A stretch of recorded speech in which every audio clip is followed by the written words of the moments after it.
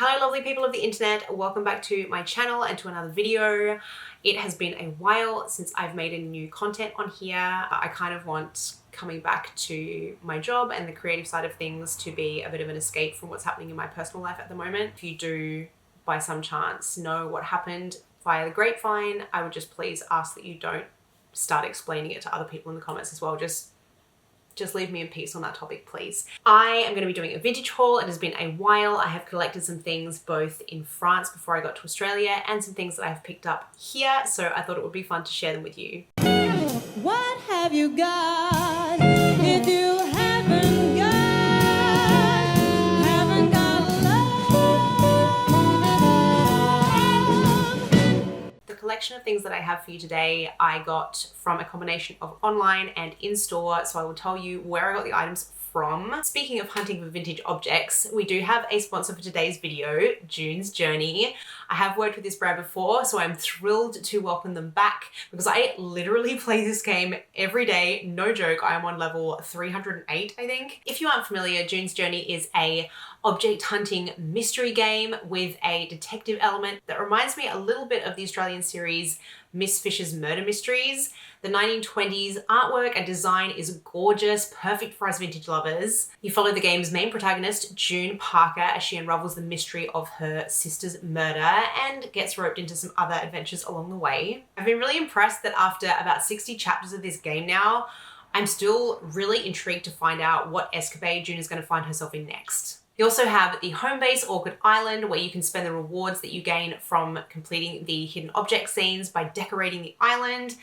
This is obviously something that I have spent a considerable amount of time on and definitely my favorite part of the game. If that sounds like a game that you would like to delve into, you can download it for free via the link below in the description. It is available on both iPhone and Android, as well as on PC via Facebook Games. A big thank you to June's Journey for sponsoring today's video. Let's get back to the fruits of my other vintage hunting endeavors. Okay, so getting to the first item, it is this 1950s, probably early 60s, I think, bra. I really love my true vintage lingerie. I just really love the cut of it so much and I find it very comfortable. It just tends to have like really sturdy elastic and everything is just a little bit chunkier. Just love it. So I did see another very similar one in like a buttercup yellow that I'm going to try and get hold of. But you can see the fit here, how pretty it is. Yeah, if I can get my hands on true vintage lingerie, I do. But as you know, if I can't get true vintage stuff, I get my beautiful What Katie Did things. This stuff came in a bundle from the same seller. So the next thing I have is this beautiful 1950s blouse. It is this sort of sheer chiffon, as you can see, it's a bit see-through. I just love the neck, such a classic 50s neck. You can actually do it up, which I will show in the cutaway. And it did have pearl buttons on it, if you guys can see, but they've basically come off completely. So I'll either polish the pearl paint off of them. I could probably repaint them or I could replace them with another set of buttons. But most of the time I never get around to those things and I just wear the vintage items anyway. Am I alone? I don't think I'm alone in that. In the same pack, I got this other 1950s blouse. I think both of these were handmade. They are pretty much the same size, so possibly by the same person. Again, cute little 50s buttons. I'm working with like a makeshift setup here, guys. It's not my usual setup, so please excuse the camera situation. But yes, very cute. It's got all this darting around the waist, so it sits like with a little sort of open at the bottom. I just really, really love the cut of this. And with both of them, if they don't go the distance, I will use them as patterns to make myself new blouses because I just really, really like the cut of both of them. The last thing to come in that set is this 1960s high-waisted belt. It is, I think, pony hide. It does seem like cow or pony hide. And it has these Argentinian coins all over it. Like it's, what have we got? We've got 1965, 1952, 1963.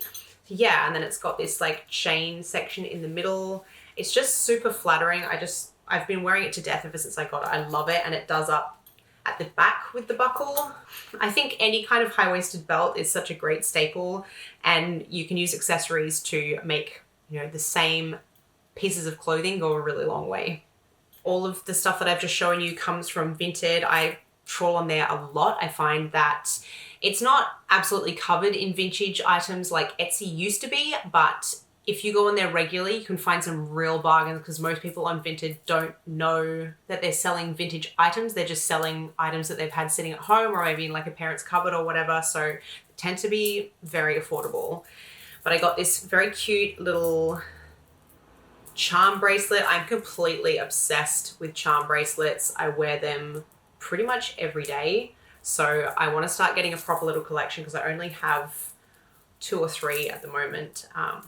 And I love them. I think they're so pretty, whether I'm wearing them casually or as, you know, costume jewelry on stage. I just think they're really, really lovely pieces. Then since arriving in Australia, I have visited some old haunts. I used to live and work in a little country town in South Australia called Wollonga, and they have amazing church-based op shops there. And I popped into one of them and it still looks exactly the same as it always has. That town never seems to change.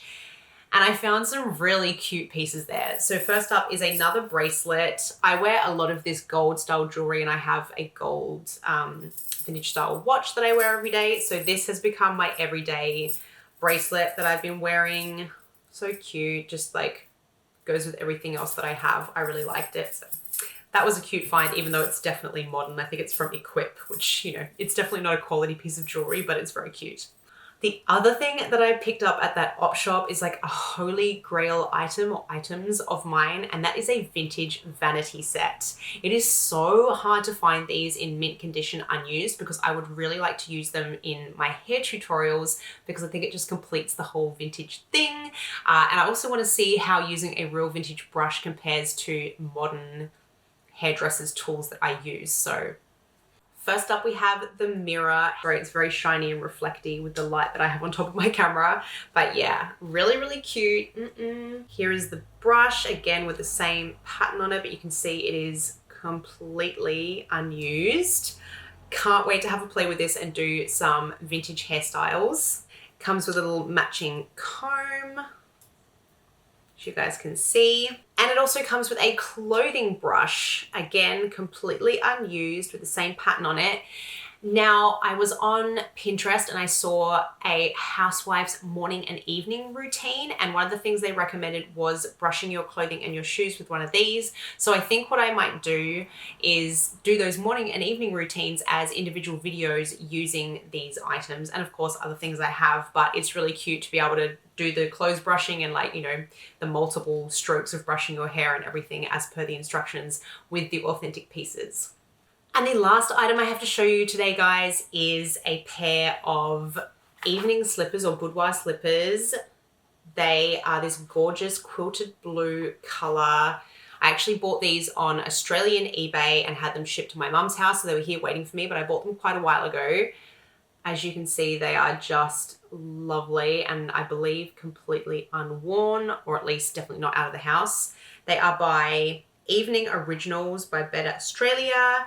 And if you've watched the previous haul video I did, I got myself a quilted dressing gown that actually turned out to be too small, so I'm going to be selling it. And I think these may actually match in color, and obviously it has the quilting effect as well. So if you're a size 6 dressing gown and a size 6 UK shoe, could potentially end up with a whole set. So that's my little treasure trove of items. I hope you enjoyed seeing them, guys. I'm still on somewhat of a hiatus. I want to come back sort of part-time because I'm missing doing my job and I'm missing you guys. But with everything that I have to do and for my own mental health, I am just going to take it slow and work my way back up to a full-time schedule in the online space. So yeah, thank you for your understanding, and to all the beautiful people who have been signing up to Patreon despite the fact that it is on pause at the moment. I can only assume, because I did announce that and put that where you sign up to Patreon, that I am on pause, that you guys are just doing that to support me. So that is incredibly lovely. Thank you so, so much. And thank you to those of you who've just sent messages and things asking if I'm okay because you've noticed that I've been gone. Thank you once again to June's Journey for sponsoring today's video. Don't forget that you can download the game for free down in the description. I will see you guys in the next video. Bye.